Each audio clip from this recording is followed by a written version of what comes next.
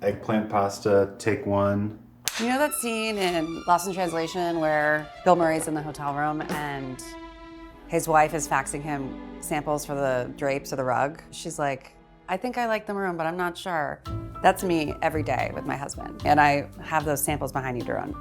Oh. Can you pick up the one on the right and tell me if it's slate blue? This is slate blue. Yeah, I knew it. Okay. We're going slate blue, people. This is 3 years in the making, so it could be another 3 years before it's finished. But is a woman's work ever done? No, it's not. Hello, everybody. Welcome to Home Movies. Today we are making a delicious summer pasta. Every summer needs a pasta, and for this pasta, the main ingredient, the star, the main character is eggplant. It's eggplant, it's tomato, it's garlic, it's olive oil. Panko breadcrumbs toasted in a skillet with olive oil. Add cheese at the end so the cheese kind of melts. Also toasts. A party trick that I've used before, and I'll use it again. This won't be the last. Almost like a caponata meets eggplant parm. I'm saying a lot of buzzwords. Caponata, eggplant parm, panko, pecorino, sun gold, ramps. No, there's no ramps. Zoom in on ramps in the background. Haha, we love to laugh. Okay, are we ready to start cooking? Yeah. Okay, so eggplant is a nightshade vegetable. It is very deeply porous. It is like a little sponge. And that's good because it's a really nice vehicle for flavor.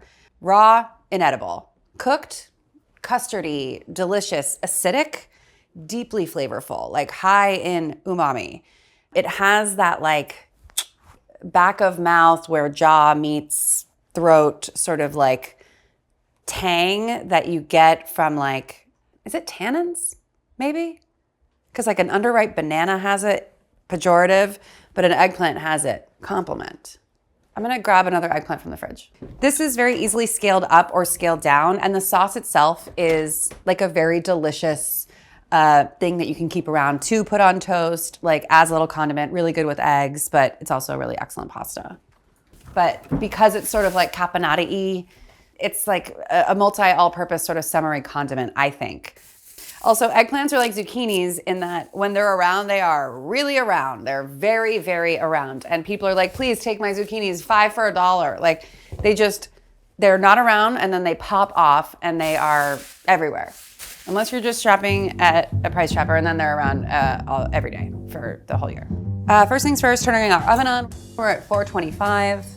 Brown equals flavor, and roasting allows you to get the color with far less oil, concentrating on the eggplant flavor, getting it really tender without feeling like you just ate a tablespoon of oil.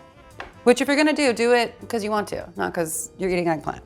This is 1.5 pounds of globe eggplant. Eggplant is a lot of water inside here and they shrink considerably. So you can do pretty thick slices. A lot of grandmothers salt their eggplant. You know who's salting their eggplant? Grandma. Eggplants, when farmed on small scale, and old varieties of eggplant used to be very, very bitter. And salting would draw out the moisture, which contained a lot of their bitterness. Nowadays, eggplant is bred to sort of eradicate that bitterness. I think it's a pretty cool vegetable. I would like to push myself to expand my repertoire, but it is tough to beat the combination of eggplant, tomato, and garlic. It's just really delicious together. Plus cheese, plus pasta. It's pretty good. Diamond Crystal, my preferred brand.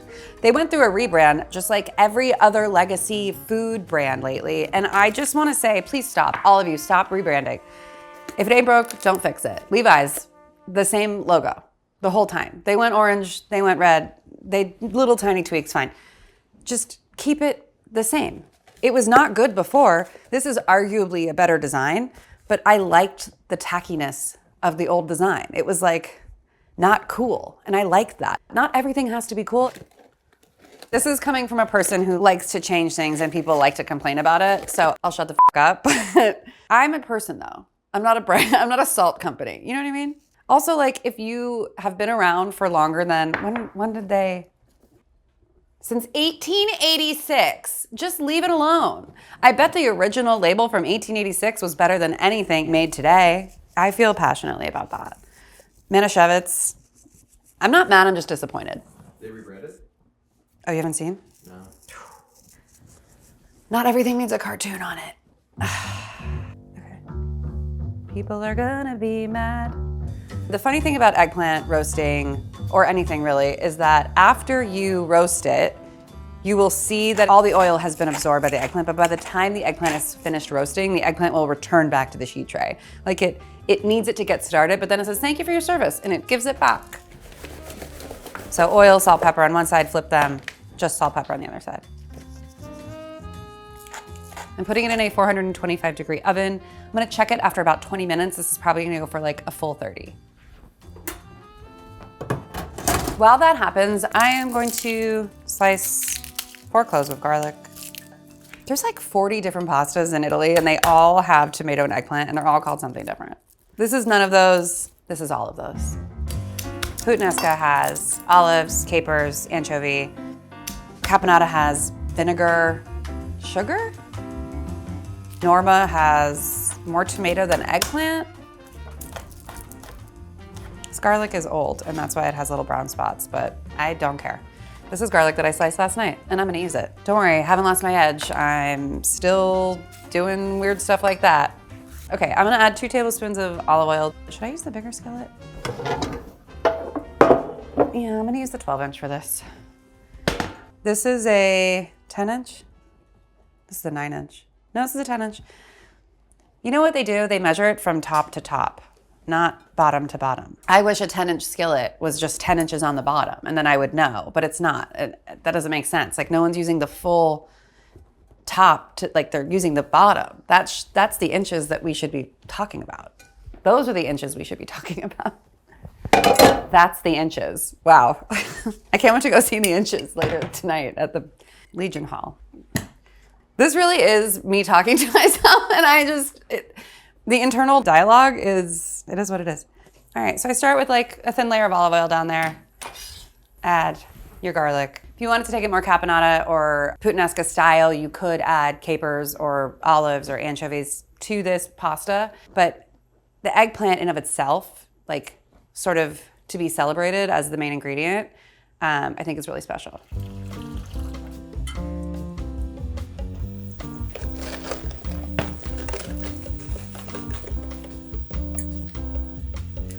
All right, so once our garlic is nice and toasted, I'm gonna add the tomatoes.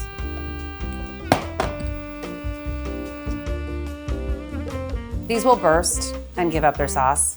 I'm also gonna add like a tablespoon of tomato paste. Frying it in oil is gonna change the flavor versus if you just like squirted tomato paste into some water, which I wouldn't ever recommend.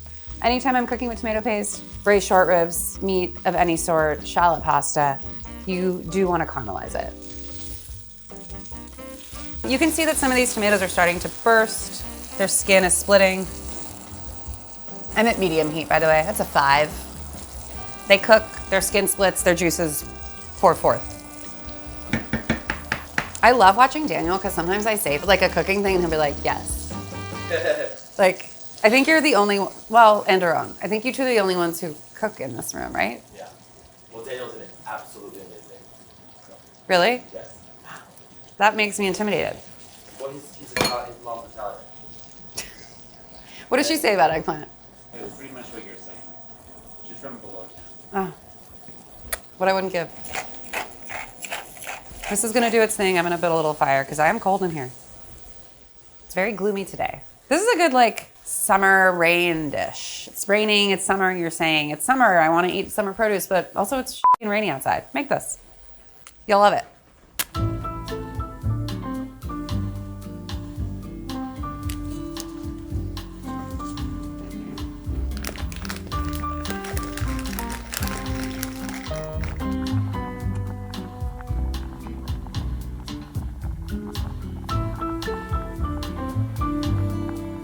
Okay. I was gonna put lipstick on. Where did the lipstick go? You come down to me wearing your lip. I mean, I can't find it. Found it. Cool. All right, our eggplant is ready. Our pasta is boiling, and we're gonna make some toasty pecorino breadcrumbs for the top. Ooh, hot. See, gorge. Brown, beautiful, tender, not greasy. I might actually, the ones on the edge are perfect. The ones in the middle, a little blonde for my taste. Okay, so after about 20 minutes, you may find yourself wanting to flip, and there's nothing wrong with that. But I'm gonna add the ones that are browned on both sides to the skillet. I should have flipped halfway through, so we're gonna add that to the recipe. So if you're following along the recipe, I'm gonna tell you to flip it halfway through. This is why. Okay, so I'm gonna flip these and pop them back in for like another 10. So that's like 30 minutes total, 425 for your eggplant. And that's not in convection, regular style oven. Okay, meanwhile, back at the ranch, I'm gonna make some breadcrumbs. We're gonna go medium, high heat, 6 or 7 with the induction heads. And this is like my basic cheesy breadcrumb, which as a phrase is not very me on brand, but cheesy breadcrumb is delicious, and I employ them often. Sprinkle it on pasta, sprinkle it on a salad, use it over polenta. Like having something like a cheesy or herby or garlicky or anchovy breadcrumb on hand, you can find endless uses for it. These breadcrumbs should like gently fry. So just stir them, kind of get them like evenly coated in the oil, and you'll see some of them start to toast before the others, that's fine. We are gonna add cheese to this. I'm using pecorino, but you could use Parmesan. You could use no cheese at all. This would be an excellent vegan pasta dish if you didn't put the cheese in. You don't wanna add the cheese until the breadcrumbs are all the way toasted. Same thing if you were to finish this with freshly chopped parsley or chives. Garlic, I like either cooked with the breadcrumb or raw. Anchovies you would add with the olive oil to melt into the oil. Think about like an untoasted piece of bread and think about adding oil to it and toasting it. Think of how delicious it is. You're doing that here, but like a million times over. I'm gonna test one. This shape is called calamarata, which is related to calamari because these look like calamari. And you know what? They really do look like calamari. Wow, this pasta water, a little salty. I know when I've messed up. I can admit it. Oh, speaking of, I'll burn these breadcrumbs. Be killing the heat on that. All right, I'm gonna get these out of the skillet. Then I'm gonna grate like a 1/4 cup-ish of pecorino. I like pecorino for something like this because it has more sort of flavor than Parmesan, and so a little bit goes a longer way. We'll save some of this because we might want more on the side. We will. Just a little clump of cheese. So good. I think our pasta's ready. Everything's happening. All right, we're gonna try one. Very good, very al dente, but still cooked through. Delicious, perfect. Our eggplant's done. Smells so good. Okay, so eggplant, tomato, etc. in here. We're gonna add our pasta to the same skillet. I used about a 1/2 pound of pasta here because I like there to be almost equal parts produce and pasta. This isn't like the doldrums of winter where you're really relying on the pasta for the bulk of everything. This is summer pasta where I think you should let the produce do most of the talking. And then about a cup of pasta water. And then you're on like medium high. Looks kind of soupy, looks kind of weird. Trust me, it's gonna look amazing. All right, this is gonna reduce, don't throw away that pasta water yet. That's why I like using a strainer for my pasta rather than straining it into the sink, because 8 times out of 10, you're gonna forget and you're like, fuck, I forgot that pasta water. You never know when you're gonna need more. And I always need more. All right, we're gonna let that simmer. The pasta is gonna cook in the sauce. The eggplant's gonna continue to break down. The tomatoes are gonna get burst and saucy and jammy. I already wanna add a little more pasta water. It's another 1/2 cup. I almost always end up using the full 2 cups.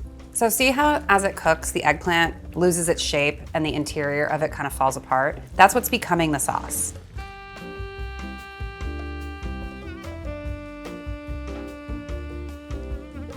It's acidic, it's bright, it's tangy. A little too salty, my fault though. You won't have that problem. I think by the time I salted the water, I realized I had already salted the water, so I double salted. So I'm gonna think about that for the rest of the day. Got Daniel over here eating my pasta with his Italian mother, and he's gonna be like, oh, our pasta's too salty. I just want you all to know that I know that it's too salty. I would serve this with like a bowl of arugula, some like peppery greens with lots of lemon.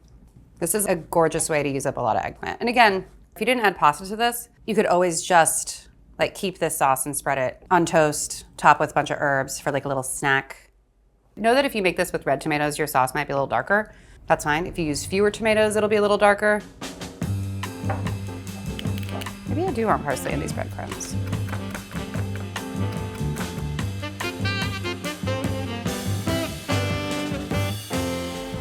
This one's like a beautiful little juicy glass of red wine. Rigatoni, ziti, any sort of short tube shape would work. I would not use a thin, long noodle for this, although honestly, do whatever you want. It's not gonna taste bad. It's just, it's not like a long, dainty, thin, silky sauce to coat a noodle. It's like, not to be crass, but you wanna like shovel it in your mouth, you know? I don't know what else to say about it, if I'm honest. That's a wrap on our episode. It's really good, and that's a wrap. Cut.